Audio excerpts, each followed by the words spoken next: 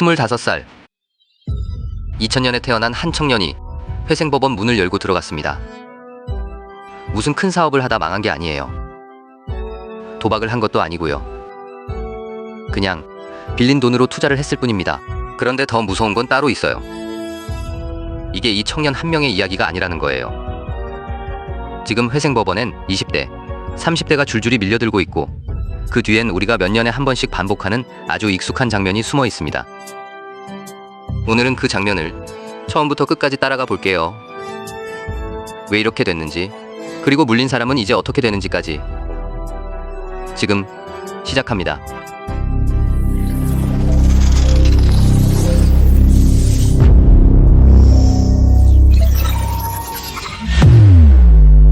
올해 5월까지 개인 회생을 신청한 사람이 작년 같은 기간보다 11.7% 늘었습니다. 그런데 눈에 띄는 건 나이예요. 상담자 5명 중 1명이 20대, 30대입니다. 앞서 말한 2000년생, 이제 갓 25된 청년의 회생 신청까지 등장했고요. 여기서 개인 회생이 뭔지 짚고 갈게요. 개인 회생은 도저히 감당 안 되는 빚을 법원이 이만큼만 몇 년에 나눠서 갚아라 하고 조정해주는 제도예요. 밑 빠진 독에 물 붓듯 갚아도 끝이 안 보일 때 법원이 독의 크기를 줄여주는 겁니다. 원래는 사업 실패한 중장년층이 오던 곳인데 지금은 사회 초년생이 몰리고 있어요. 왜 이렇게 젊은 사람들이 빚더미에 앉았을까요? 시작은 대부분 같았어요. 빚을 내서 투자를 한 겁니다. 빚에는 크게 두 종류가 있어요. 하나는 증권사에서 주식 살 돈을 빌리는 신용융자, 흔히 말하는 비투고요. 다른 하나는 은행에서 받은 영끌 대출, 신용대출이나 마이너스 통장이죠. 규모부터 볼게요. 증권사 비투, 신용융자 잔고가 2026년 6월 24일 기준 38조 6천억 원으로 사상 최대를 찍었습니다. 올해 들어서만 11조 원 넘게 불었는데 이건 1999년 집계 이후 가장 빠른 증가 속도예요. 그 중에서도 20대가 제일 가팔랐습니다. 1년 만에 비투가 2.24배로 늘었어요. 전 연령 평균이 1.96배였으니 가장 어린 세대가 가장 세게 올라탄 겁니다. 그런데 이 장면 처음이 아니에요. 정확히 이런 일이 2017년에 한 번 있었습니다. 그때 비트코인은 1년도 안 돼 약 24배 폭등했어요. 2017년 초 100만 원 하던 게 연말엔 2천만 원을 넘겼죠. 얼마나 과열이었냐면 김치 프리미엄이 사상 최고 54%를 찍었습니다. 김치 프리미엄은 똑같은 비트코인인데 한국 거래소 가격이 해외보다 비싼 정도를 말해요. 54%라는 건 한국 사람이 같은 코인을 해외보다 54% 더 주고 샀다는 뜻입니다.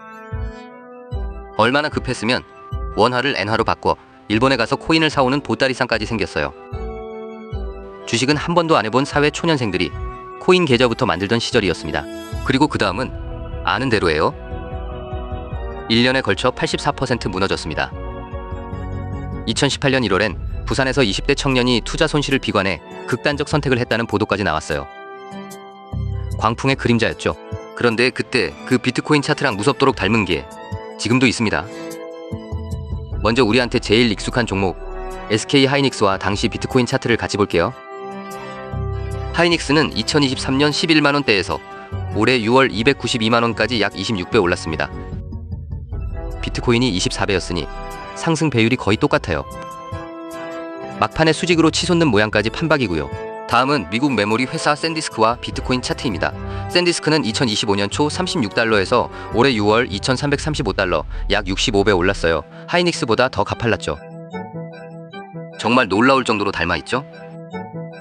8년 전 코인 차트와 지금 반도체 대장주 두 개가 올라가는 각도도 꼭지에서 꺾이는 모양도 그대로예요. 버블의 모양도 비두로 올라탄 것도 심리는 2017년과 판박이에요. 그런데 여기서 아주 중요한 걸 구분해야 합니다. 비트코인과 반도체는 완전히 같은 게 아니에요. 2017년 비트코인은 기댈 게 기대감뿐이었어요. 뒤에 실적이 없었죠. 그래서 84%까지 빠질 수 있었던 겁니다. 하지만 반도체는 실체가 있어요. SK 하이닉스는 HBM을 앞세워 올해 영업이익이 70조, 90조 원까지 거론되고 이익 대비 주가는 겨우 4배 수준이에요. 샌디스크도 분기 순이익이 1년 전 적자에서 최근 36억 달러 흑자로 돌아섰고요. 둘 다 버블이라기엔 오히려 싼 수준입니다. 그래서 이건 그러니 반도체도 84% 빠진다는 얘기가 절대 아닙니다. 오히려 반대예요. 실체 없는 비트코인조차 그 시절 하락하는 와중에 반등을 몇 번씩 냈어요. 하물며 실적이 받치는 반도체는 열기가 식지 않은 동안엔 반등 여지가 더 큽니다. 올해 안에 다시 오를 가능성도 충분하고, 다만 반등 여지가 있다고 안심하면 안 돼요. 반도체는 원래 사이클 산업이거든요. 특히 지금은 중국의 메모리 굴기가 변수인데 하이닉스랑 샌디스크는 사정이 좀 달라요. 하이닉스는 걱정이 덜합니다. 중국 창신 메모리가 일반 D램은 빠르게 쫓아오지만 정작 하이닉스가 돈을 버는 HBM에선 격차가 두세 세대, 약 2, 3년이나 나거든요. 이 해자는 쉽게 안 무너집니다. 문제는 샌디스크예요. 낸드는 HBM 같은 높은 진입 장벽이 없거든요. 그래서 중국 양쯔 메모리가 최신 낸드로 단수 격차를 한 자릿수까지 좁혔고 점유율도 11%에서 15%로 공격적으로 밀어붙이고 있습니다.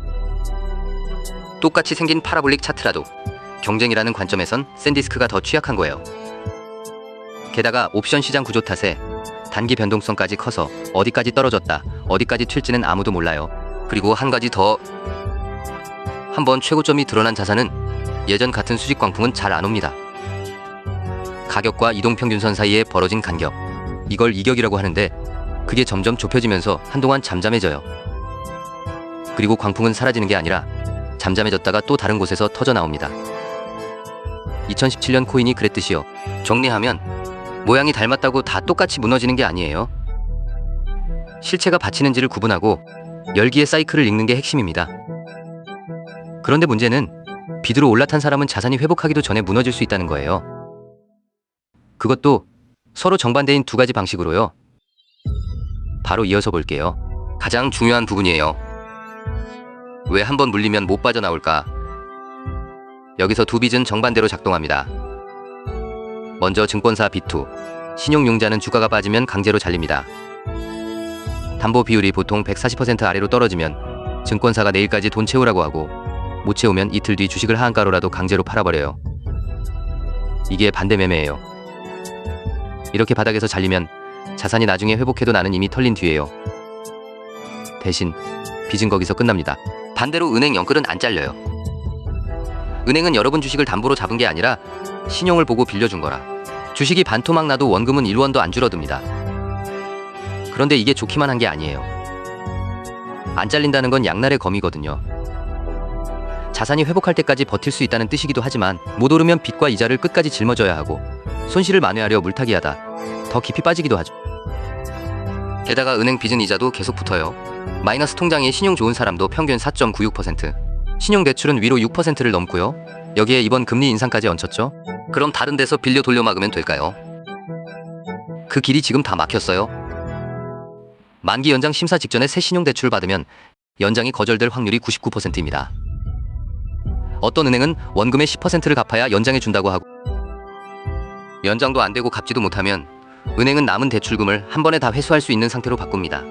그때부터 연체고 신용 불량이에요. 실제로 신용대출 연체율이 올해 4월 0.83%로 뛰었습니다.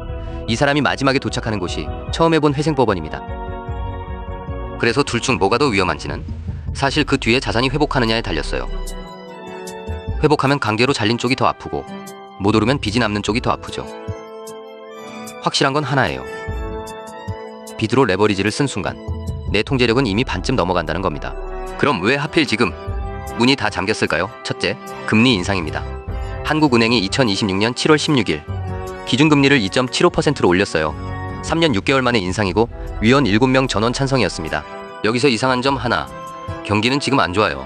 올해 성장률 전망이 1.5%까지 내려왔습니다. 보통 경기가 나쁘면 금리를 내려주는데 한은은 반대로 올렸어요. 왜일까요? 3%가 넘는 물가, 치솟는 환율, 불어난 가계부채를 잡으려면 조일 수밖에 없다고 본 겁니다. 빚더미인 가계를 쥐어짜면서까지요. 기준금리는 한국은행이 은행에 돈을 빌려줄 때의 도매가예요. 우리 대출금리는 여기에 은행 마진인 가상금리를 얹어서 정해지고요. 그러니 도매가가 오르면 대출금리도 오르는 게 정상이죠. 둘째, 대출 규제입니다. 금융당국이 스트레스 DSR이라는 걸 3단계까지 강화했어요. 미래의 금리가 더 오를 걸 미리 가정해서 빌려주는 한도를 깎는 제도예요. 이것 때문에 연봉 1억인 사람 기준 대출 한도가 6억 5,800만 원에서 5억 5,600만 원으로 1억 2천만 원이나 줄었습니다. 금리로 이자를 올리고 규제로 새 대출을 막고 양쪽에서 동시에 조인 거예요. 이미 빚을 진 사람에겐 가장 잔인한 조합입니다. 여기서 의문이 들 거예요. 우리 소득이 그렇게 낮은가? 아니에요. 한국의 1인당 국민소득은 36,000달러대로 인구 5천만 명이 넘는 나라 중에서는 세계 6위 수준입니다. 겉으로 보면 어엿한 선진국이죠. 그런데 2025년 다시 일본과 대만에 추월당했어요. 소득이 줄어서가 아니라 원화 가치가 떨어져서 달러로 바꿔보니 쪼그라든 겁니다. 그리고 바로 그 고환율이 방금 본 금리 인상의 이유이기도 하고요. 겉은 번듯한데 속은 빚으로 굴러가는 구조인 거죠. 그럼 앞으로는 어떻게 될까요? 크게 두 갈래로 갈립니다. 하나는 숨통이 트이는 쪽이에요. 지금 금리가 고점 부근일 수 있습니다. 물가와 환율이 잡히면 한국은행도 방향을 틀 수 있고, 그러면 이자 부담이 줄면서 버티던 사람들이 살아납니다. 다른 하나는 더 조이는 쪽입니다. 한국은행은 계속 올릴 필요가 있다고 못을 박았어요.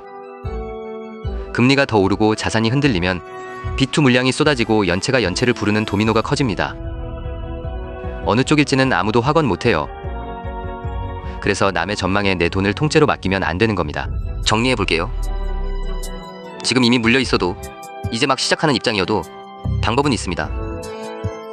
2017년이나 지금이나 무너진 사람들의 공통점은 하나였어요. 똑같은 모양이 반복된다는 걸 몰랐고 자기 빚의 성격을 몰랐다는 것. 먼저 빚의 성격입니다. 증권사 비투는 강제로 잘려서 손실이 바로 확정되고, 은행 빚은 안 잘리는 대신 끝까지 남아요. 성격이 정반대죠. 내 빚이 어느 쪽인지부터 알아야 합니다. 그 다음은 이자와 만기예요. 내 대출이 몇 %인지, 언제 만기인지, 연장이 되긴 하는지 감이 아니라 숫자로 쥐고 있어야 합니다. 과열을 읽는 눈도 필요합니다. 단, 과열이라고 다 꼭지는 아니에요. 실체 없는 코인과 이익이 터지는 반도체는 다르니까요. 마지막은 현금과 분할입니다. 한 번에 몰아넣지 않는 것, 그거 하나만으로도 최악은 피합니다. 이미 고점에 물려 있다면 감정이 아니라 계획으로 움직여야 해요. 반등이 나올 때 혹은 손실이 조금이라도 줄었을 때 비중을 조금씩 덜어 손실부터 줄이는 게 먼저입니다.